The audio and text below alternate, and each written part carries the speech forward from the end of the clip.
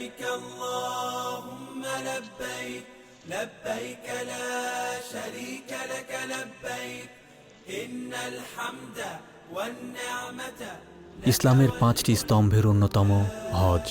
মুসলমানদের স্বপ্ন, আবেগ ও ভালোবাসায় জড়িত এই ইবাদত।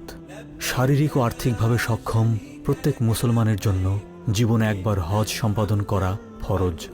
আবু হুরায়রা রাদিয়াল্লাহু তাআলা আনহু থেকে বর্ণিত, তিনি বলেন, আমি আল্লাহর রাসূল সাল্লাল্লাহু আলাইহি ওয়াসাল্লামকে বলতে শুনেছি, যে ব্যক্তি আল্লাহর উদ্দেশ্যে হজ করল এবং অশালীন কথাবার্তা ও গুনাহ হতে বিরত রইল, সে ওই দিনের মতো নিষ্পাপ হয়ে হজ হতে ফিরে আসবে যেদিন তাকে তার মা জন্ম দিয়েছিল। বাইতুল্লাহ, সাফা মারওয়া,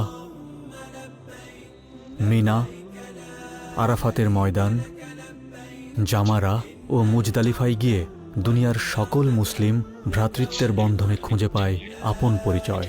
ভিন্নতার ঊর্ধ্বে গিয়ে মহান রবের কাছে সঁপে দেয় নিজ সত্তা।